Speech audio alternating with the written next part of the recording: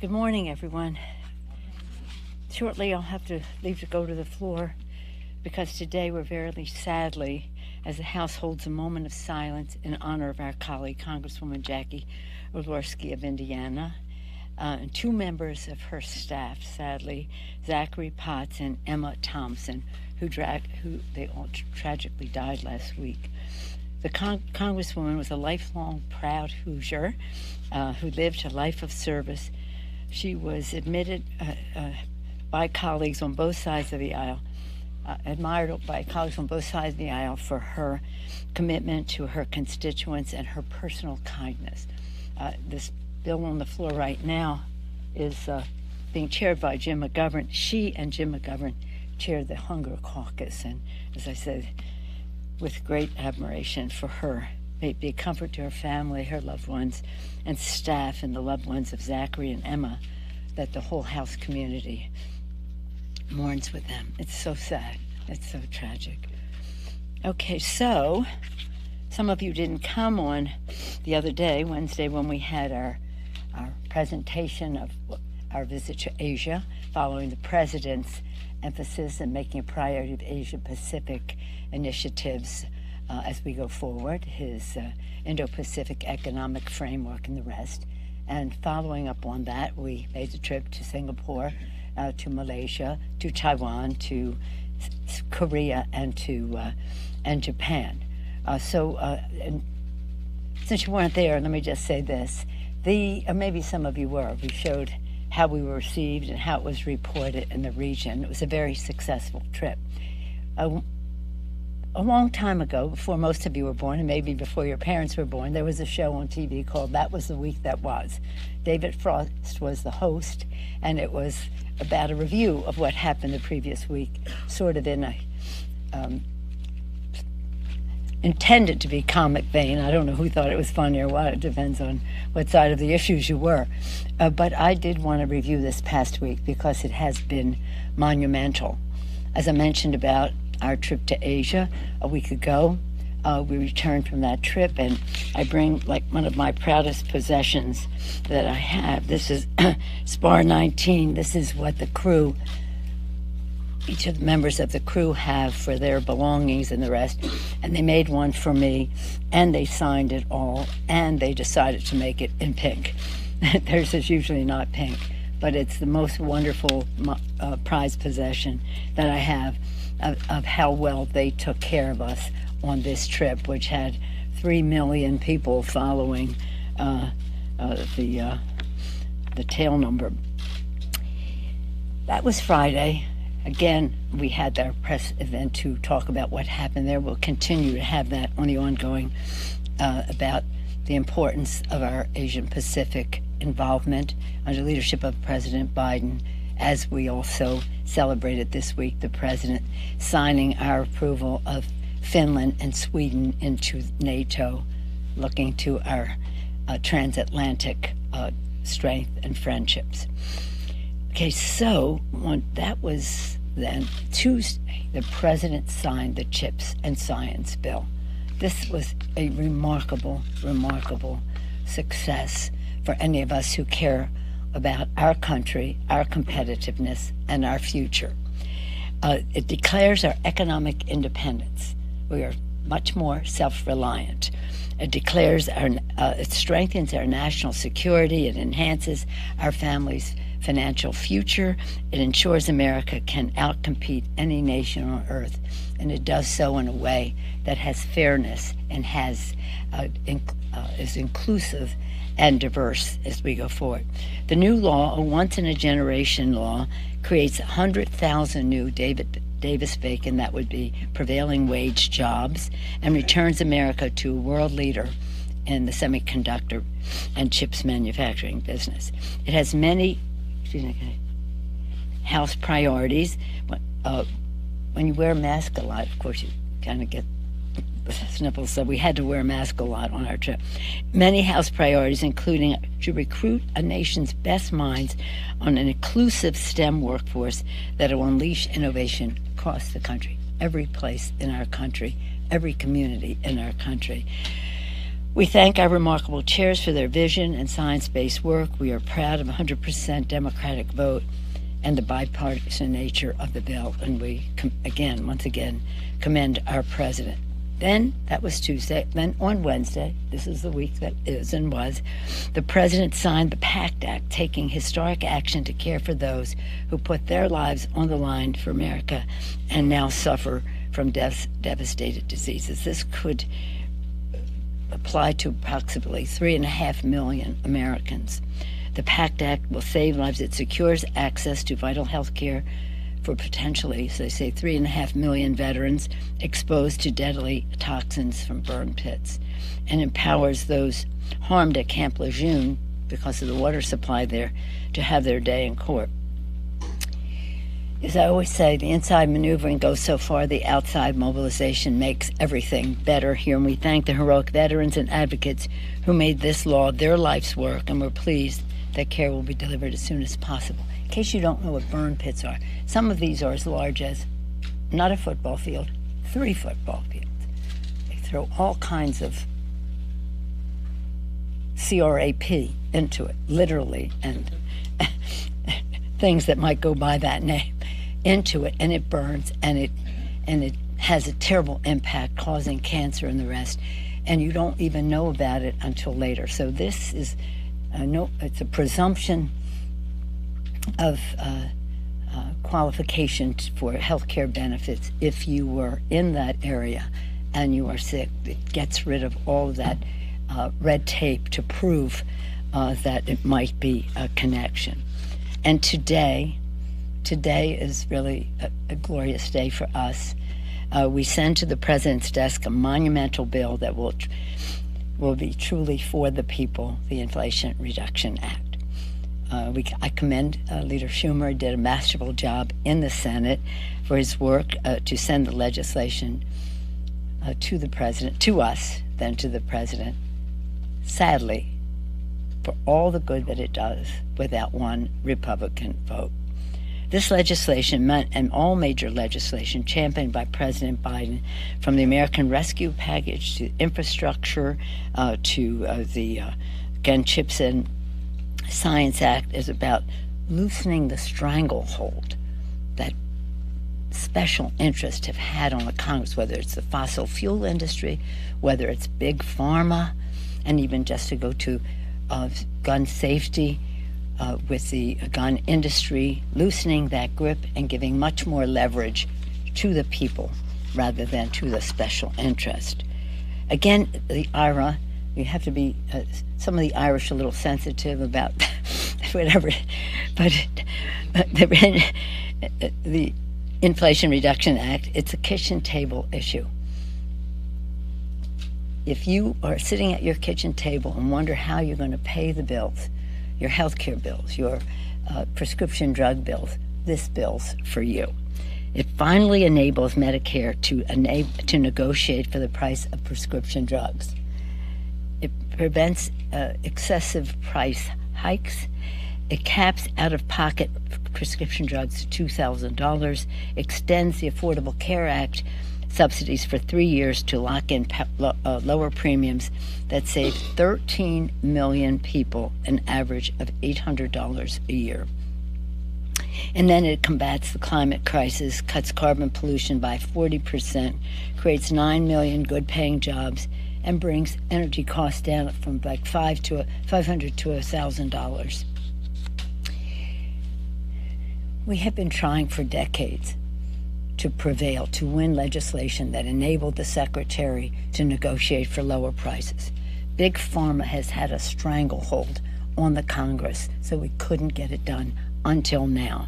This is a good first step. We always had bigger plans, we always do. But it's interesting that Big Pharma's leader has said the Democrats will pay for this. Really? For lowering costs for America's families for prescription drugs? Okay. And the third, it lowers the deficit and inflation. It makes a down payment of $300 billion for deficit reduction to fight inflation, according to, and I have the letter here. You should have this. I don't know if you all do. But this is a letter from 126 leading economists, 7 Nobel Prize winners, are included. And this is what it says. It says, I can read it from there, or it says, these investments would be more than fully paid for. The revenue raised to finance them would come exclusively from wealthy individuals and corporations. Further, the revenue comes from enhancing the law enforcement at the IRS, a tax enforcement, and closing some of the most distortionary loopholes in the tax code. It's quite a remarkable letter, and it's a short letter, but it has pages and pages of economists, including 7 Nobel laureates. And it is, again, it makes a difference at the kitchen table, and at the boardroom table, corporations will now have to, and the wealthy will now have to pay their fair share.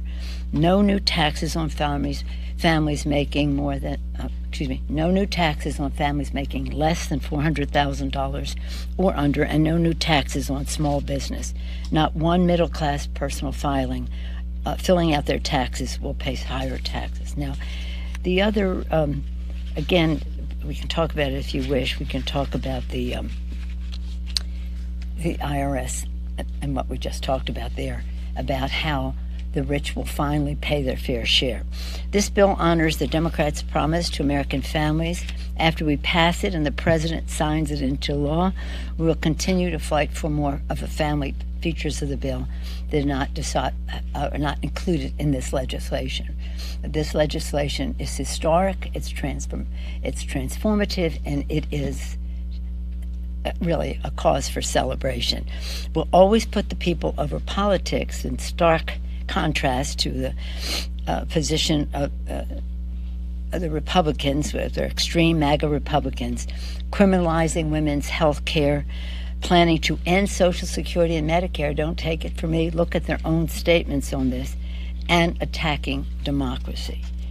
So with that, that is the week that is, and a little bit it will be the week that was. When we pass this legislation, it will be ready in a matter of minutes for me to enroll it, and it'll go directly to the president for signature. Yes? I have a question about Inflation Reduction Act, but before I ask that, I want to get your opinion about another news about Iran. The Biden Justice Department charged that Iranian national who allegedly works for the IRGC with plotting to assassinate former White House employees and also former Secretary of State.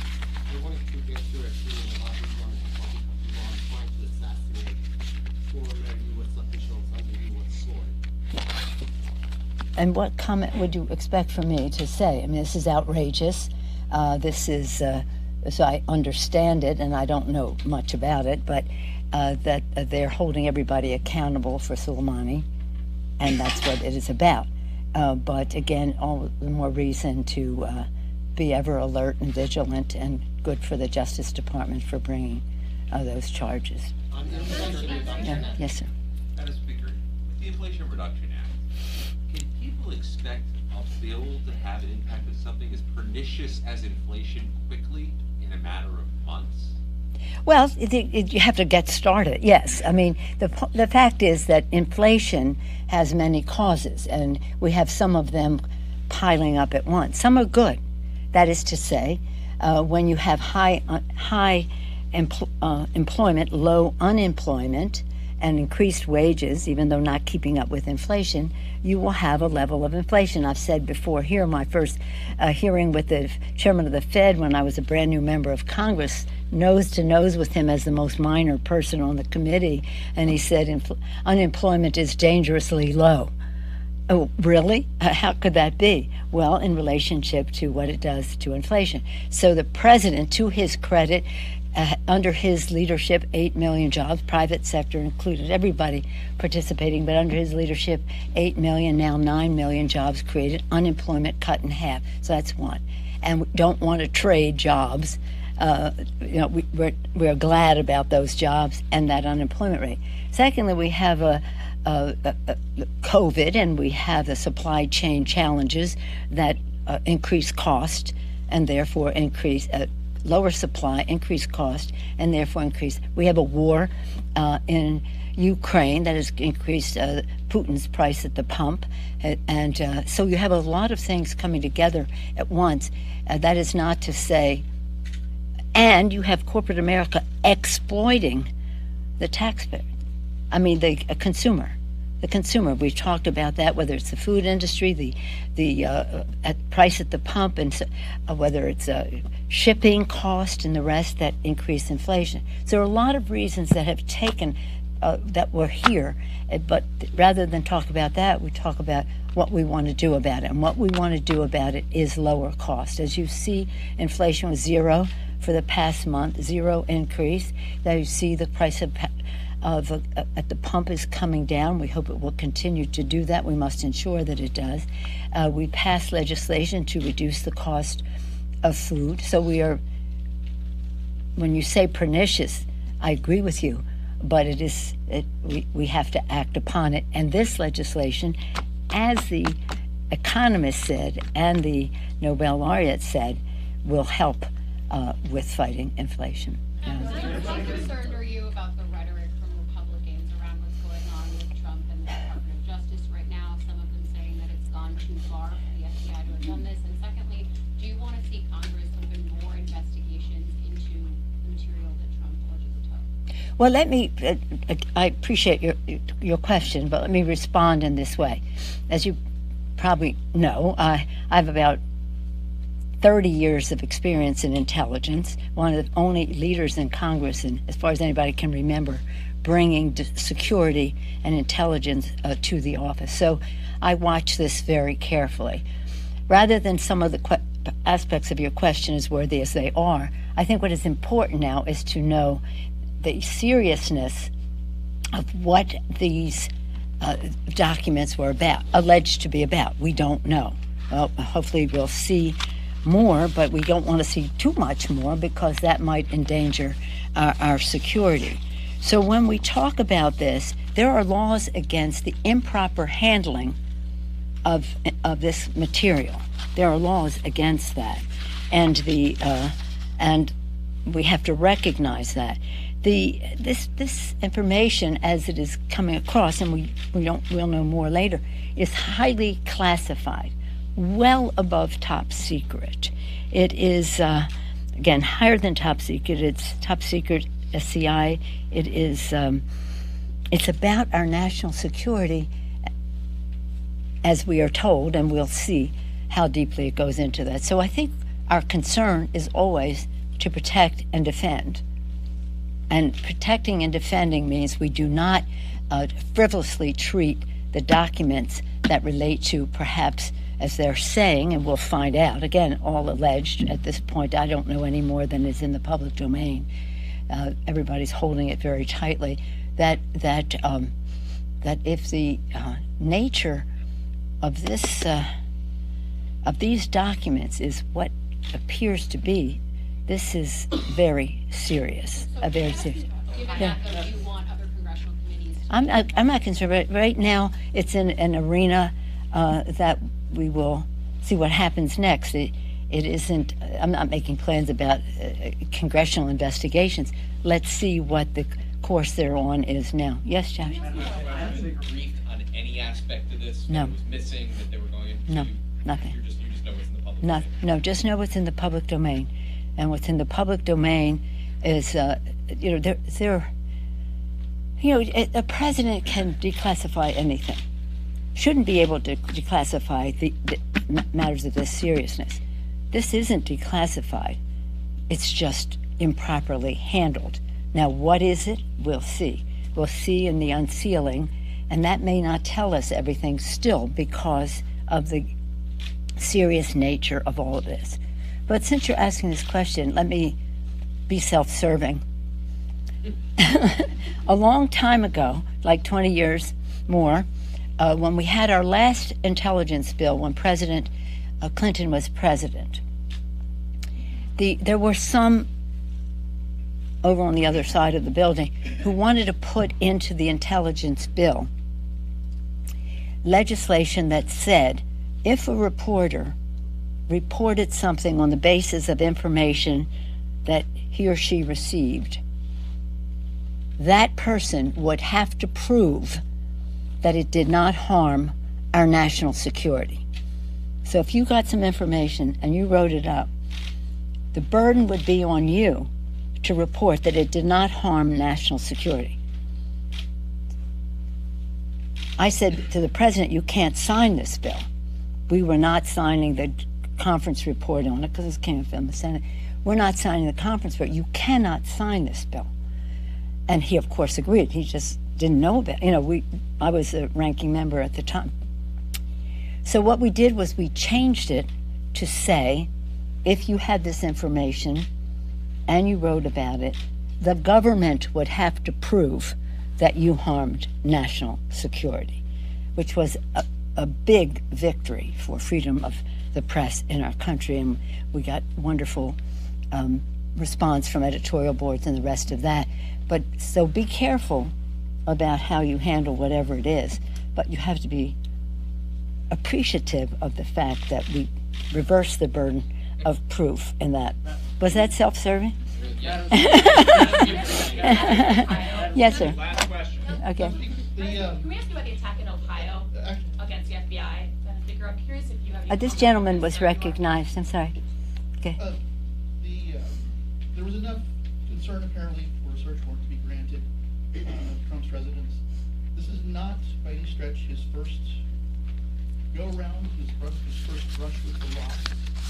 He's no longer in office, and I think he used to feel some sort of reticence about characterizing him. In the Me? middle of all of this. I have been resident. Who has been more than I? Okay. Was this president a crook? Excuse me? Was this president a crook? A crook? Why don't we take your question? I